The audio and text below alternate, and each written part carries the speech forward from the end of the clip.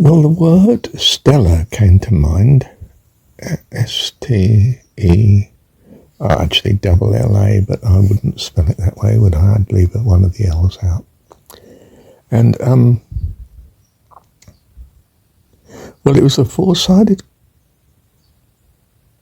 coin, thought of, I think, in America, that was going to be used as an international coin, international money. Well, that's what I seem to get from the internet anyway. And I thought, well, of course, the word stellar, as in double L-E-R at the end, is star. Both seemed relevant to my understanding of the word pyramid. Sorry, not to my understanding, but to my musing on the importance of the pyramids, preserving that which was holy. In the Egyptian culture long ago. I guess the word has now captured my imagination. Stella.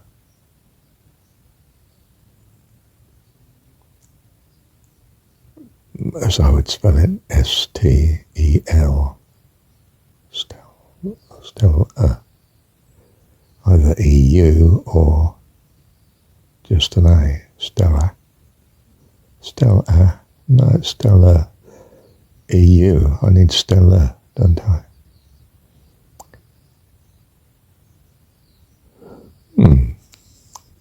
Oh, I'm not got it quite right here. Let me read it, what it says. A $4 pattern coin of the US, having a metal content based on the metric system issued 1879 to 80,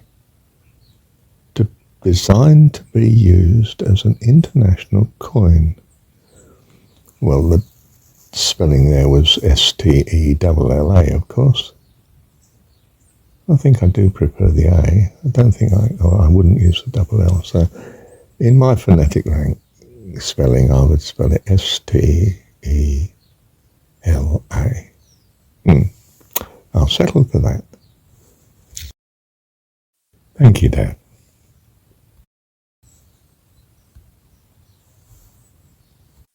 Right, so let me define Stella as I'm using it. I'm thinking of it in terms of the star and its brilliance and long-lasting, shining in the heavens. I'm thinking of its light. It enlightens our life. It's a complete contrast to the dark black backdrop of space at night, isn't it? And of course our own star, the sun, is just giving of life itself, isn't it? In the sense of all our energy comes from the sun, basically, or from other stars. Yes, the metal, the materials we have. Yeah, metals probably that uranium and so on, we might be using in some form for atomic power. Electricity. Right. So when I say a stela, I mean a lasting monument to truth, the goodness of God written in heaven.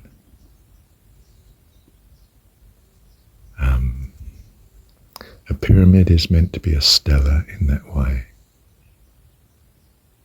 And something to do with the life, the afterlife, the life eternal. And to do with wisdom and understanding and blessing blessing to others, especially others of the future, stretching as far as can be reached. It's a stela. And as the stars of our heaven seem to last forever and are so reliable and so fascinatingly bright, so is the wisdom that's meant to be ever enshrined in a stela.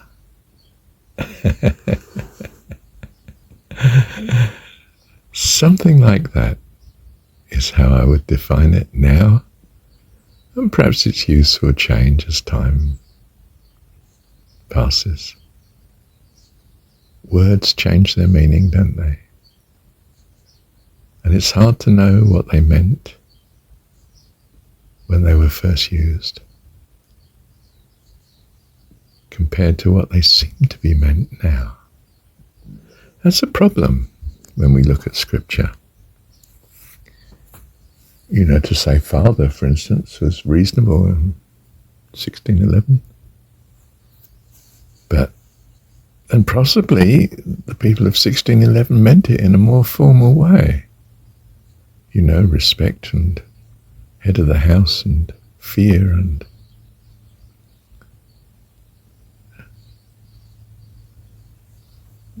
after Victorian times, father started to mean in the 20th century something too formal. So if we were writing John 17 now, we'd say Heavenly Dad or just Dad. If we knew we were safely communicating that we're talking about God, we wouldn't say God because, well, because we're pretty clear that Jesus meant something much more humanly relating to us than perhaps the word God was associated with. And in that sense, we can rightly translate it as Dad in our own culture. Interesting, isn't it? Anyway, coming back to it, stela. Meant to be a long-lasting message of truth and blessing to us. A stela, a star in the sky. Bless you. Thank you, Dad. I could just add, you'll notice that I use the picture of a rather strange little volcano on the way from Hamilton, New Zealand to Raglan by the sea. You go down this long winding road from the high hills, very high, and there's this pyramidal volcanic cone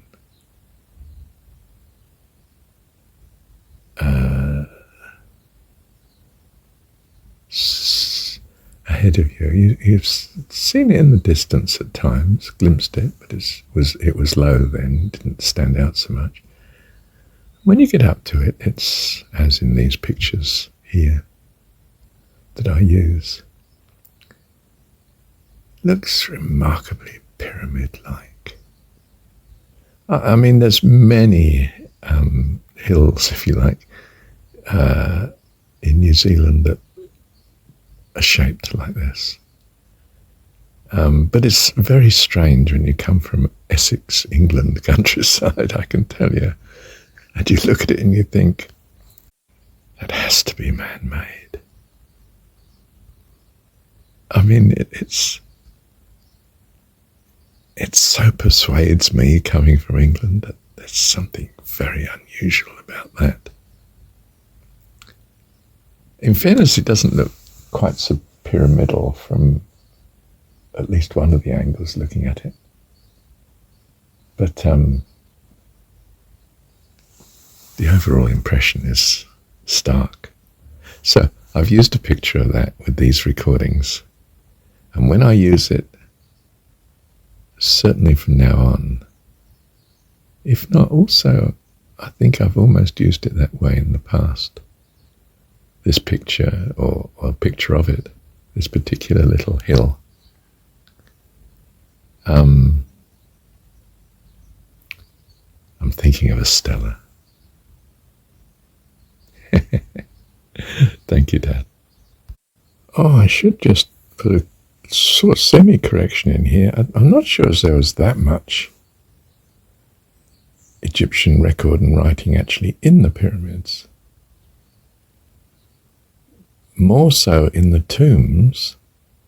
I mean, the surprising thing has been to me in recent years that the pyramids were not burial chambers. Whatever else they were, I don't think there's ever been found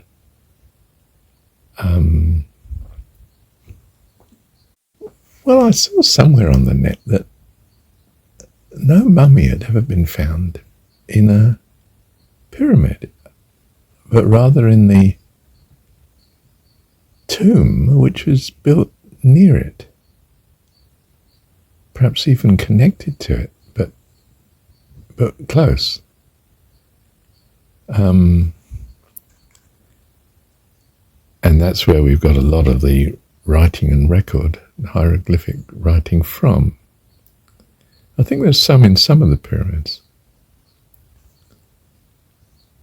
But even so, even if the stuff's in the tomb, the pyramid itself is the marker, isn't it? That you see. You see a pyramid from a distance. And yes, you would know there was a tomb nearby, or expect it. And in such is the record of what should live forever. The truth that gives you life eternal.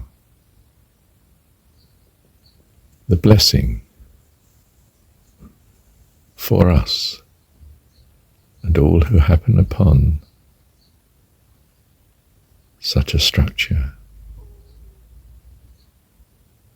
as the pyramid. It constitutes, with its tomb and its writing and its message and its endurance and its visibility, a stela. Thank you, Dad.